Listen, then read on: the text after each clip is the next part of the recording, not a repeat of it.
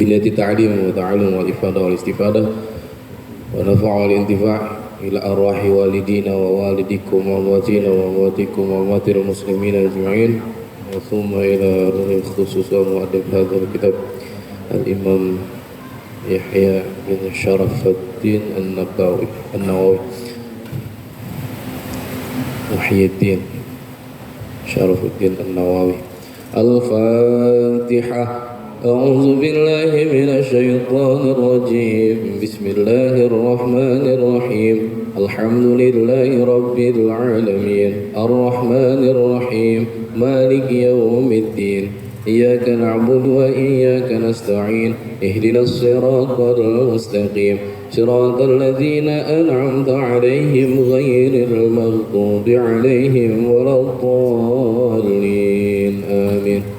قال المؤلف رحمه الله ونفعنا به وبعلومه في الدارين آمين. Ada beberapa hal Pak mengenai apa tuh hadis. Kemarin kan hadis ke 10 ya. Ya. Terus 9.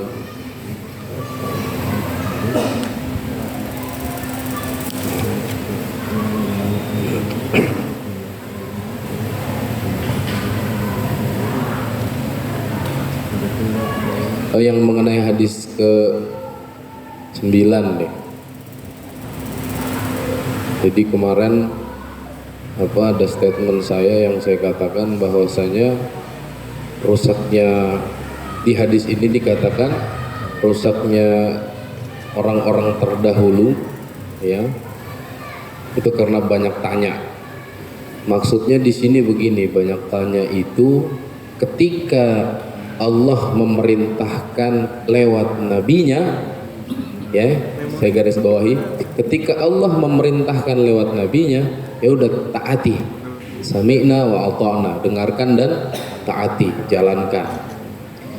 Nah, maksudnya di sini tuh bukan kemudian ketika kita nggak tahu terus kita nggak mau nanya, bukan itu. Ya, jadi ketika kita nggak tahu atau belum paham atas apa yang disampaikan oleh guru, misalnya begitu, kita nanya, gitu. Jadi nggak apa-apa banyak tanya kalau kita nggak tahu.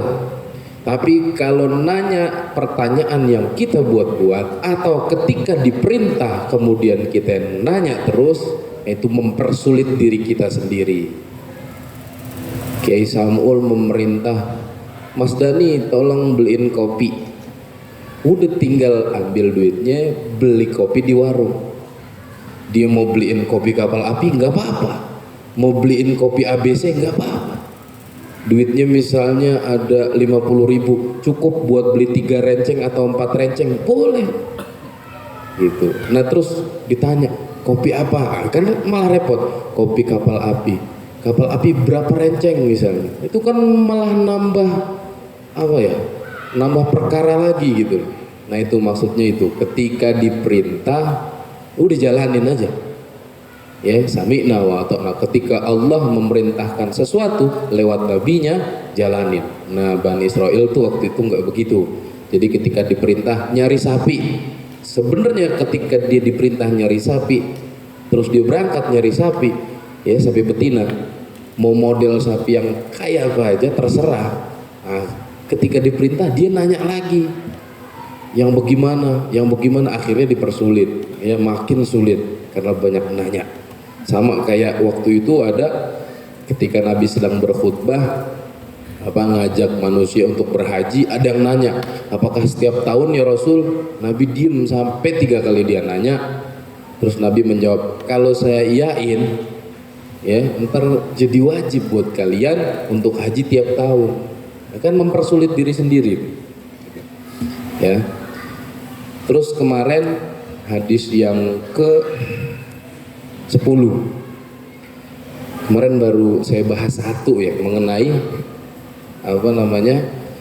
Ibrahim bin Adham ketika di pasar Basrah di Irak ditanya sama umatnya, bagaimana kami sudah berdoa tapi doa kami tak kunjung dikabulkan ya.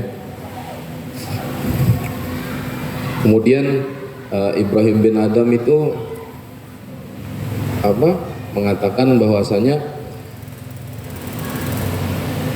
pertama tuh kalian telah mengenal Allah namun tidak menunaikan haknya, ya kemarin kita bahas sudah itu satu tuh. Kalian mengenal Allah tapi kalian tidak menunaikan haknya, ya. Haknya Allah apa?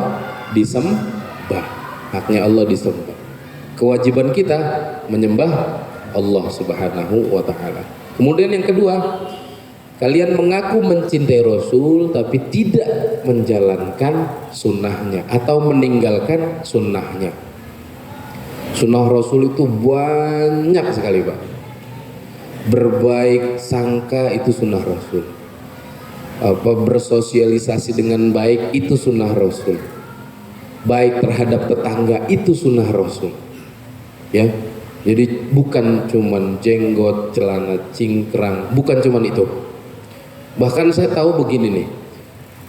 Saya dapat cerita Gus Dur, Allah yarham, ya. Kiai Haji Abdurrahman Wahid.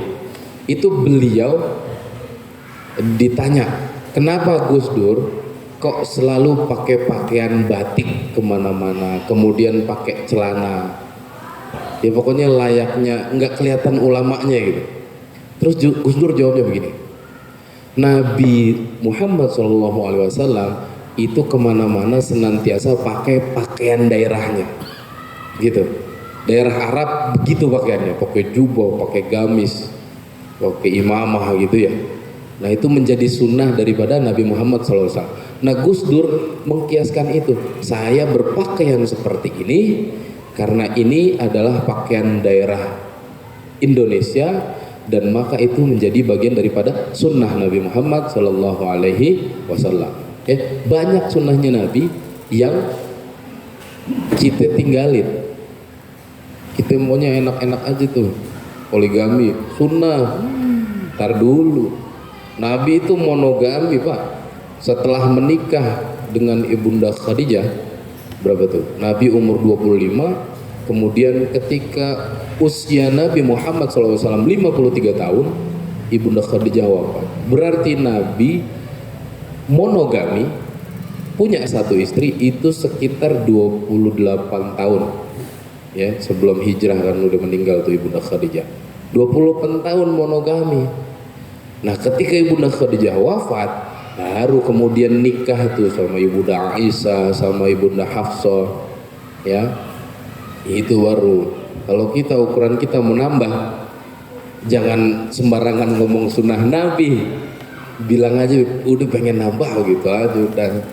Ya kayak mau nambah enggak kayak? Iya, terima kasih Pak. Ya, kuasa santri. Kemudian yang ketiga, membaca Al-Quran namun tidak mempraktekkannya. Ya, Quran mengajarin kita untuk misalnya ada perintah apa di Quran tuh?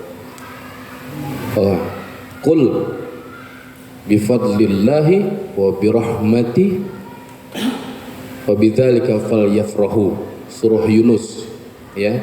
Qul bifadlillahi, katakanlah dengan karunia Allah dan rahmatnya Allah, fa bidzalika falyafrahu, maka bergembiralah kalian, ya, bergembiralah kalian. Nah, ayat ini Ibnu Abbas menjelaskan bahwasanya ayat ini berkaitan, ya, kenapa kita disuruh berbahagia dengan karunia Allah dan rahmatnya Allah, karena karunia dan rahmatnya Allah adalah dilahirkannya Rasulullah SAW di Rabiul Awal. Jadi wa ma arsalnaka illa rahmatan lil alamin, ya, tidak aku utus engkau melainkan engkau menjadi rahmat bagi seluruh alam semesta. Nah, kita disuruh sama Allah Subhanahu wa taala bergembira, berbahagia, ya, falyafrahu, ya, karena rahmat dan karunia-Nya Allah berupa Nabi Muhammad SAW telah diturunkan ke bumi dan telah diutus untuk seluruh alam semesta. Ya, laulaka ya Muhammad, jika bukan karena engkau wahai Muhammad, ya Allah tidak akan menciptakan seluruh alam semesta ini. Nah, makanya kita harus berbahagia nih di bulan Rabiul Awal, ya. Quran memerintahkan gitu, jalanin Pak, bahagia kita. Ya, tandanya bahagia gimana? Ya udah senyum aja tiap hari, biar bahagia terus. Sama istri baik, sama keluarga baik, sama tetangga baik. Tunjukkan kebahagiaan kita untuk orang-orang di sekitar kita. Paling tidak orang ngelihat kita tuh senang Pak, ya. Jangan ketika dia lagi galau terus ngelihat muka kita tambah galau, jangan. Atau orang lagi senang ngelihat muka kita tambah jadi nggak senang, jangan begitu, ya. Kalau bisa tuh ya tunjukkan bahagia kita, dan orang ngelihat kita tuh ikut bahagia. Kalau kata anak sekarang, pura-pura bahagia tuh butuh tenaga. Ya, bahagia Pak. Ya, bahagia dan banyakin sholawat, karena perintahnya Allah. Apa? Innallaha wa malaikatahu yusholluna 'alan nabi. Ya, sungguh Allah dan malaikat yusollu. Yusollu itu kalau kita belajar sorof ada fiil namanya fiil mudhari, ya. Fiil mudhari itu kata kerja yang menerangkan sedang atau akan melakukan pekerjaan sesuatu. Nah, di situ dikatakan innallaha wa malaikatahu, sungguh Allah dan para malaikatnya yusollu, sedang atau akan bersolawat kepada Nabi Muhammad SAW, ya. Jadi perintahnya Allah itu sedang atau akan bersolawat kepada Nabi Muhammad SAW. Nah, berarti kalau ditanya sekarang Allah lagi ngapain sih, gitu ya. Sekarang Allah lagi sholawat. Nah, satu-satunya ibadah yang dicontohkan nama Allah, ya kan? Allah merintahin kita sholat. Allah sholat nggak? Enggak Pak. Allah merintahin kita puasa. Allah puasa nggak? Enggak. Allah memerintahkan kita haji. Allah haji? Enggak. Tapi ketika Allah memerintahkan untuk sholawat kepada Nabi Muhammad, Allah mencontohkan, Allah melakukan juga. Innallaha wa malaikatahu yusholluna 'alan nabi. Nah, ini perintahnya. Ya ayyuhalladzina amanu shollu 'alaihi wa sallimu taslima. Ya, orang-orang beriman bersolawatlah kalian kepada Muhammad. Gitu ya. Kemudian yang keempat, diberi nikmat oleh Allah tapi tidak mensyukurinya. Apa? Bersyukur itu bukan di lisan saja. Bersyukur kepada Allah itu bukan cuman ucapan alhamdulillah saja. Jadi alhamdulillah itu juga meresap ke dalam perilaku kita, ya. Jadi memuji kepada Allah dengan bersyukur atas nikmatnya itu meresap ke dalam perilaku kita, ya, perilaku kita Pak. Ya, bersyukur kita punya istri, alhamdulillah, walaupun gak sempurna, alhamdulillah masih mau sama kita yang juga gak sempurna, alhamdulillah. Kita punya anak, walaupun gak pinter-pinter banget, tapi anak ini nurut, alhamdulillah. Ya, kita punya temen, walaupun kadang dia ngeselin, tapi dia sering ngingetin kita untuk menuju Allah Subhanahu wa Ta'ala, alhamdulillah. Maka bersyukur menjadi perilaku kita selama hidup kita, gitu, ya. Nah, yang kelima nih, setan itu musuh, tapi kalian malah mengikuti setan. Setan itu musuh kita Pak, tapi kadang nafsu kita, ya, nafsu setan kita ini kita ikutin, ya. Terus surga itu hak, ya, surga itu benar adanya, tapi kalian lari daripada surga, ya. Amalan surga, kita tahu nih surga nih ada nih, tapi kita lari daripada amalan surga. Kita tahu duha itu, ya, memberikan rezeki kepada kita, ya. Surga kan kenikmatan, berarti kalau kita duha Allah lancarin rezeki kita, gitu kan, dan kita mendapat kenikmatan di dunia. Nah, kita nggak pernah jalanin itu. Kita tahu qiyamul lail, tahajud itu mengangkat derajat kita. tapi kita nggak pernah lakukan itu, ya. Surga itu hak, tapi kita nggak pernah, kita lari daripadanya. Nah, neraka itu juga hak, dan kita nggak pernah menghindar daripada neraka.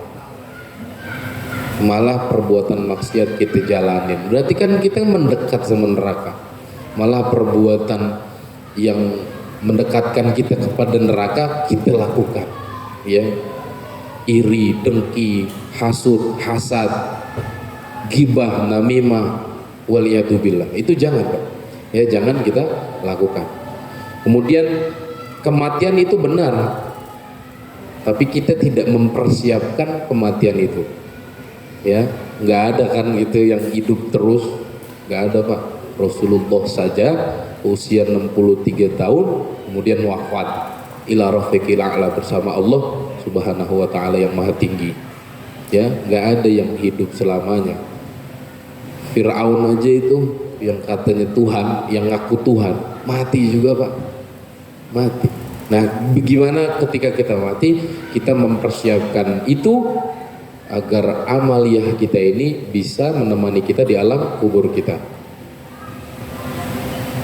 Apa? Kematian yang indah tuh. Di kemarin tuh Zat, di video itu tuh lagi mimpin tahlil meninggal.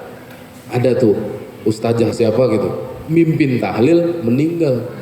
Terus yang dibaca itu ya doa tahlil, bacaan tahlil, meninggal. Yakin saya husnul khotimah itu.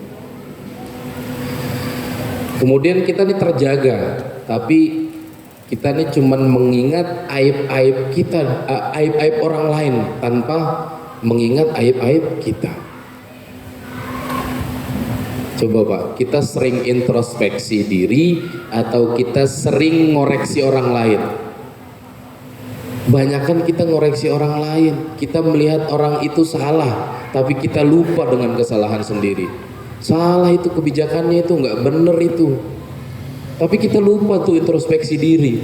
Padahal yang kita omongin juga salah, dia salah dan kita ngebilangin dia juga salah, ya. Yang tadi subuh saya sampaikan tuh.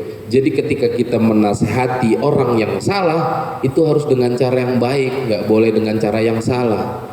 Jangan kalah lah, dakwah itu Pak, jangan kalah sama pegadaian. Pegadaian apa tuh pegadaian? Tagline-nya apa tuh tagline-nya Ustaz? Menyelesaikan masalah tanpa masalah.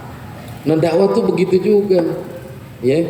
Dakwah kalau makin tambah buat masalah, berarti dakwahnya belum bener nih. Berarti dakwahnya belum beres, gitu. Nah, kemudian kalian mengubur orang-orang mati tapi tidak mengambil pelajaran dari hal itu. Ya kan, kematian adalah ibrah, ya. Ibrah, kabar untuk kita, ya.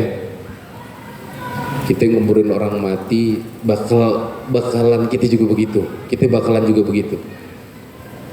Nah, itu jadi pengingat kita, Pak. Kita ingetin diri kita bahwa ya Allah, di dunia ini cuma sebentar. Yang kita lakukan sebentar di dunia ini adalah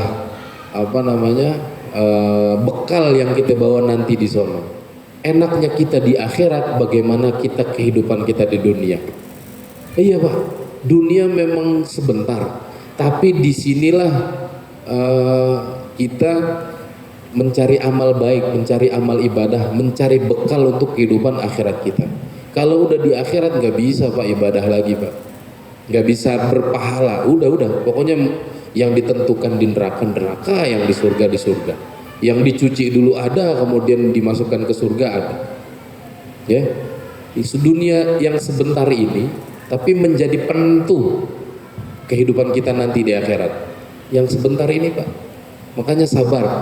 Ya, orang mukmin harus sabar menghadapi kehidupan dunia. Ada berita tuh tadi siang saya ngeliat, ada yang bunuh diri usia 19 tahun, perempuan, gara-gara dia punya sakit ginjal yang gak sembuh-sembuh.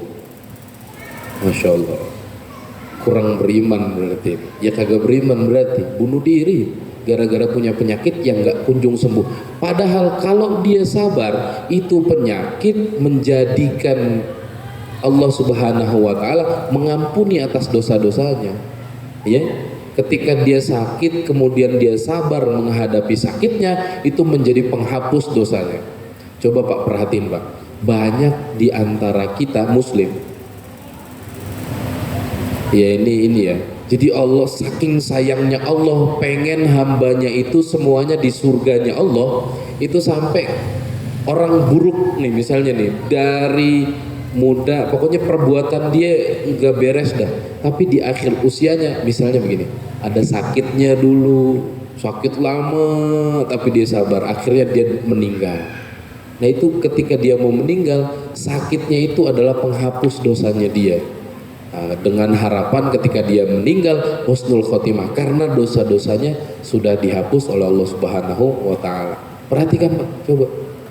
Saking sayangnya Allah tuh, pengen hambanya itu ya di surga aja udah. Allah, Nabi itu pengen hamba-hambanya di surganya Allah. Yang nggak pengen kan iblis. Pengennya kita ini di neraka buat temennya dia. Gitu Pak. Nah makanya kalau ada orang yang seneng ngelihat orang masuk neraka misalnya, temennya iblis gitu, wah mati lo belum tobat tuh, syukurin lo misalnya begitu, temennya iblis berarti itu Pak. Wah lu mengerjakan bid'ah dolalah finnar tuh, neraka lo, itu temennya iblis berarti ya, nerakain orang tuh temennya iblis. Nah kita ke hadis yang al-hadithul Hadi Asyara, ya hadis yang nomor 11. An Abi Muhammadin Al-Hasan bin Ali bin Abi Thalib, dari Abi Muhammad Hasan bin Ali bin Abi Thalib. Nah, ini kunyahnya Abu Muhammad, nama aslinya Hasan bin Abi Thalib.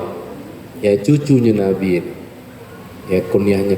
Kalau Husain itu kunyahnya Abi Abdillah, ya anaknya Abdullah, ya bapaknya Abdullah. Ya ini Abi Muhammad Hasan bin Ali bin Abi Thalib, sibti Rasulullah sallallahu alaihi wasallam, cucu daripada kanjeng Nabi Muhammad sallallahu alaihi wasallam.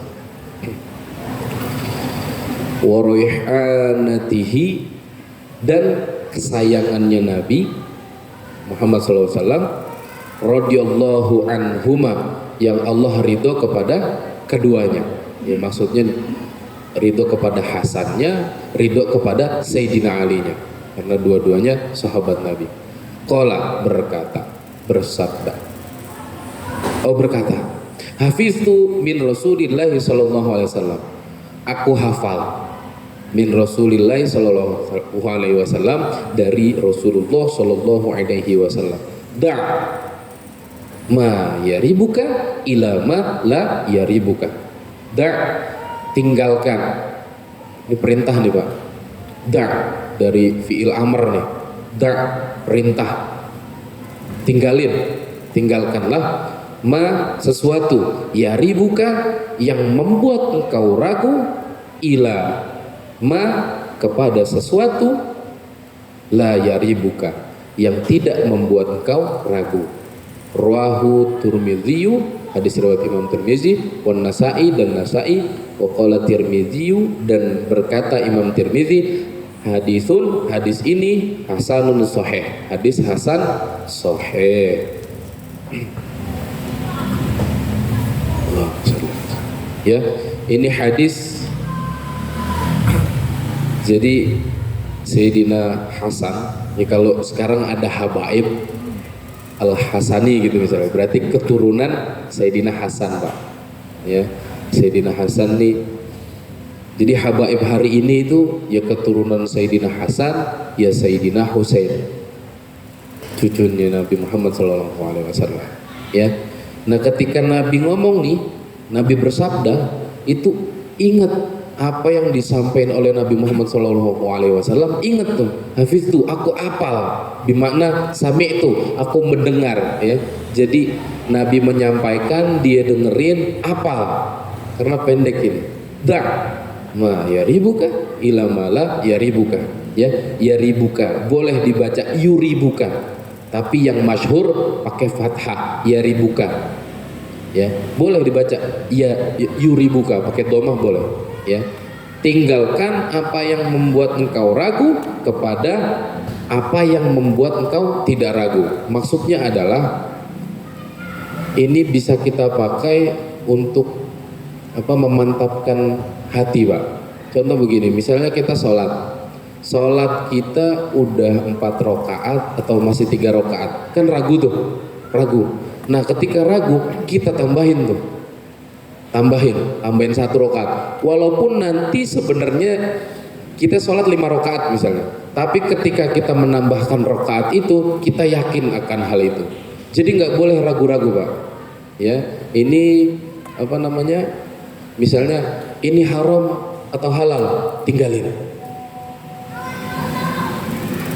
Misalnya, Ustadz, kamu besok siap nggak untuk menjadi RT misalnya? Ragu-ragu, tinggalin. Ini makanan ini halal atau haram, tinggalin. Kalau ragu-ragu, tinggalin. Nah makanya hadis ini pun merujuk kepada hadis yang ke-6, ya. Innal halala bayyinun, yang halal itu jelas, wa innal harama bayyinun, dan yang haram itu jelas, wa bainahuma, dan yang diantaranya umurun mustabihatun, ya, perkara yang subhat, ya. Ini merujuk juga ke hadis ke nomor 6, ya. Ini gimana nih, lanjutin nggak? Hari ini mau pergi nggak? Ragu, nggak usah pergi, nggak jadi pergi, gitu ya, Bang. Jadi nggak boleh kita di dalam keraguan. Nah ini pesan ini kalau kita kembangin ini hadis, itu banyak hal yang enak untuk kita jalanin karena kita yakin menjalankannya. Kamu ditunjuk sebagai DKM, ragu nih, tinggalin. Kamu ditunjuk sebagai petugas partai, ragu, tinggalin. Daripada ketika kita ragu-ragu dan kita menerima tanggung jawab itu, bonyok gitu, Pak. Ragu, capek. Kalau udah nggak mau saya, Ustadz kamu ditunjuk sebagai ketua NU, jadi ketua MWCNU, ragu, tinggalin, nggak usah, nggak, saya nggak mau, yang lain aja. Nah itu, ya kalau kita terima dalam keadaan ragu-ragu, wah itu bonyok, Pak, karena harus bertanggung jawab akan hal itu. Nah ilmu itu juga perlu kemantapan, Pak, nggak boleh ragu-ragu. Ini kita sholat nih, yakin nggak, Pak, syarat rukunnya sudah terpenuhi? Nggak boleh ragu-ragu, nggak boleh mamang gitu, nggak boleh mang-mang tuh ragu-ragu, ya. Nggak boleh syak, takbiratul ihram, Allahu Akbar, niat dalam hati, yakin aja udah niat dalam hati, nggak boleh ragu-ragu. Pokoknya ketika kita ragu-ragu, tinggalin, ya. Kayak sholat tadi, ini 3 apa udah 4 ya, tambahin 1 biar kita mantep gitu, ya. Pokoknya jangan ragu-ragu. Mie ini halal apa enggak, ragu tuh, tinggalin, nggak usah dimakan. Enak ini, Pak. Da'ma yaribuka ila mala yaribuka. Pendek, Ustaz. Gampang ngapalinnya, ya. Pokoknya kalau kita ragu, tinggalin. Hari ini saya ada acara misalnya ke mana gitu diundang, tapi ragu, udah nggak usah jalan, di rumah aja. Saya diajak temen misalnya mau ke Bandung, tapi saya ragu, udah mendingan nggak usah ikut, silakan yang ngajak yang lain, ya. Kalau ragu-ragu, tinggalin, nggak usah. Ketimbang kita ragu terus kita jalanin, itu yang nantinya membuat kita rugi sendiri, ya. Nggak enak itu, Pak. Dalam keraguan-raguan nggak enak. Sama lah kalau kayak kita mau nikah, ya. Kita minta ke mertua kan waktu itu, bener kamu mau nikah sama anak saya, bisa bahagiain anak saya? Mertua kan begitu ya, calon mertua. Bisa, yakin saya, tenang aja, Pak, pokoknya anak bapak saya bahagiain. Wah, itu kan yakin, Pak, ya. Kalau ragu-ragu kita nggak bakal ngelamar kan, nggak bakal minta ke orang tuanya. Ya, jadi perkara yang ragu-ragu tinggalin aja. Ya, ini pesannya Nabi Muhammad SAW yang dipesankan kepada cucunya Sayyidina Hasan bin Ali bin Abi Thalib. Da' ma yaribuka ila ma la yaribuka. Ya, tinggalkan yang membuatmu ragu untuk kepada yang membuatmu tidak ragu. Mungkin cukup ya. Apabila ada pertanyaan silakan ditanya. Ini karena hadis ini redaksinya pendek sekali. Ya mudah-mudahan hafal gitu nih. Hafidzu min Rasulillahi sallallahu alaihi wasallam. Da' ma yaribuka ila ma la yaribuka. Sengaja saya ulang-ulang biar hafal bapak-bapak. Ya, hadis ke-11 tuh. Ini nih sering saya pakai nih Pak. Saya kalau ragu, udah saya nggak jalanin mendingan.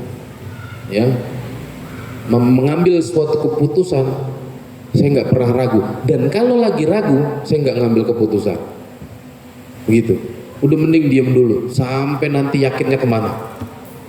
Ya, ini kemarin ada yang nunjuk saya memang tuh tadi, Pak Ustadz siap jadi RT nggak? RT saya ini ntar tanggal bulan Desember itu mau ada pemilihan RT, saya disuruh, tapi saya ragu, makanya saya tinggalin. Mohon maaf, yang lain aja. Ragu saya, ketimbang saya terima, nanti tanggung jawabnya berat. Apa namanya? Bukan berat sih, sibuk saya itu. Sok sibuk sih ya. Sibuk, kegiatan saya banyak bener, Masya Allah. Ya. Nah, sampai sini mungkin ada pertanyaan, silakan bapak-bapak. Jadi nggak apa-apa Pak nanya Pak. Yang nggak boleh nanya tuh ketika diperintah, udah jalanin sami'na wa ta'na. Tapi kalau kita nggak tahu, nanya. Ya, monggo.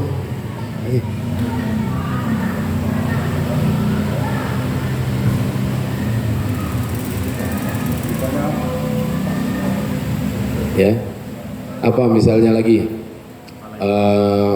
puasa, saya tadi udah niat belum ya? Nah, ini ada makalah lagi, al aslu baqa'u makana ala makana, itu sulfik tuh. Asalnya saya tadi udah sahur belum ya, atau tadi saya udah niat puasa belum ya di bulan Ramadan ya. Yang ragu-ragu udah niat apa belum ya, berarti kita kembalikan ke awal, berarti sudah niat. Kemudian apa, ada contoh lagi misalnya, saya tadi udah makan atau belum ya, gitu kan, makan aja sampai lumas lah. Ya, al aslu baqa'u makana ala makana. Asalnya dia yang ragu udah makan atau belum, tapi dia asalnya sudah makan, ya udah berarti. Ini paham gak sih nih? Maksudnya apa namanya? Yang tadi lah, contohnya paling gampang tadi sholat. Ini sholat kita udah 3 atau 4, yang ragu 4. Padahal kita udah 4 itu, tapi ragu. Ya kita tambahin 1 agar kita mantap, kita yakin. Gitu ya. Ayo, monggo Pak. Sebetulnya kita mau tanya tuh waktu mulai, sebenarnya minggu lalu waktunya Amin. Waktu materi yang baru kan dikatakan kita sudah mulai ngomong kalian ya. Iya betul. Nah, jadi sebenarnya terjadi kita orang tua nih, kita kesal ke anak itu suka sekali ngomong dasarnya udah di sekolah, udah di gede, nah itu satu. Terus dalam hal kita beribadah, kalau kita di mana uangnya kita pakai atau kita sholat pakai kita pakai itu karena sesuatu dari halal. Halal itu umpamanya ketika kita beribadah seperti sholat sholat ya, pakaian kita bukanlah sesuatu yang dapat dari yang halal. Apakah itu mengatakan sholat atau hanya mengurangi pahala ketika berdoa itu selama dijaga itu bagaimana? Iya. Yang pertama tadi apa tadi? Oh, mengungkit pemberian. sekarang gini Pak, rizki itu Allah yang ngatur. Anak-anak kita itu titipannya Allah kepada kita. Bahkan rizki kita aja itu dari Allah Subhanahu wa Ta'ala. Hakikat sebenarnya adalah yang nyampe ke perut anak-anak kita, yang kita kasih kepada anak-anak kita, itu dari Allah Subhanahu wa Ta'ala. Kita cuman perantara doang, sabab doang, ya. Makanya ketika kita ungkit-ungkit, itu hakikatnya pemberian Allah yang kita ungkit-ungkit, ya. Dan itu bisa sangat mungkin membatalkan pahala yang sudah seharusnya kita miliki, ya. Itu bagaikan apa ya? Ya kita cuman pengen di ini kan, ya pengen kita berbuat baik, berarti selama ini kita berbuat baik bukan tulus karena Allah Subhanahu wa Ta'ala. Makanya kemarin saya ceritanya tentang Ahmad bin Hambal yang ketika dia diperlakukan sewenang-wenang sama tetangganya, itu kan, dia diperlakukan sewenang-wenang, dikerjain sama tetangganya, bolak-balik suruh ke rumah, terus nggak jadi, ke rumah lagi sampai 3 kali. Terus sikapnya masih biasa saja, masih baik kepada tetangganya. Terus jawabnya, malah nanya tuh tetangganya, kok bisa sih kayak gitu? Karena saya berbuat baik itu perintah Allah Subhanahu wa Ta'ala. Urusan kamu mau berbuat buruk kepada saya itu urusan beda, urusan lain. Sama kayak gitu, kita itu diperintah untuk berbuat baik kepada anak-anak kita.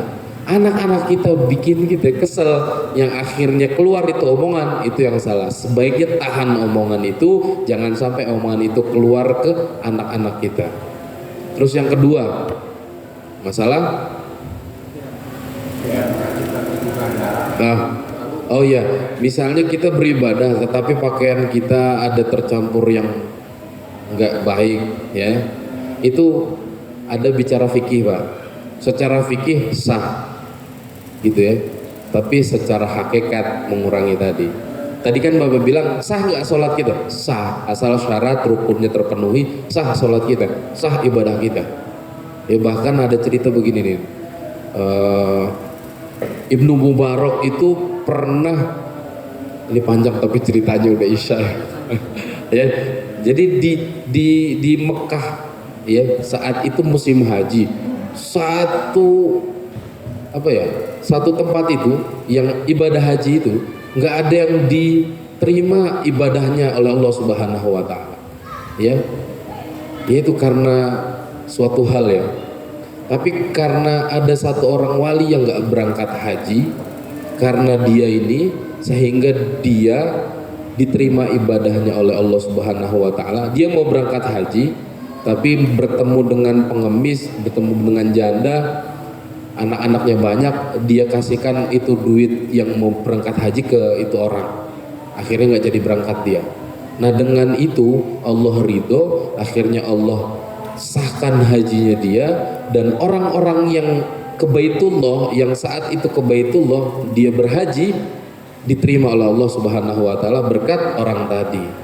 Nah makanya kalau bicara hakikat, ya tadi Pak, ketika tercampur rizki kita yang enggak halal, ya, innallaha thayyibun la yaqbalu illa thayyib, ya Allah itu baik, jadi enggak terima kecuali yang baik, ya. Kalau sah atau enggak sholat, ya sah Pak, sah. Nah pahalanya bagaimana? Urusan Allah itu, ya, urusan Allah, pahala urusan Allah secara hakikat. Nah itu makanya kita lihat tuh di rumah kita tuh tercampur nggak nih barang yang halal sama yang haram. Nah kalau ada keharaman udah kita iniin dah, kita buang gitu, ya. Atau kita senantiasa bertobat kepada Allah Subhanahu wa Ta'ala. Mudah-mudahan dengan tobat itu menghapus dosa-dosa kita, ya. Wa bi sayyi'atal hasanata tamhuha wa khaliqin nas bi khuluqin hasanin, kan gitu, ya. Mudah-mudahan ada manfaatnya. Kita akhiri dengan doa kafaratul majlis. Bismillahirrahmanirrahim. Subhanakallahumma wa bihamdika asyhadu an la ilaha illa anta astaghfiruka wa atubu ilaik. Rabbighfirli wa liwalidayya warhamhuma kama rabbayani shaghira. Alhamdulillahirabbil alamin. Wassalamualaikum warahmatullahi wabarakatuh.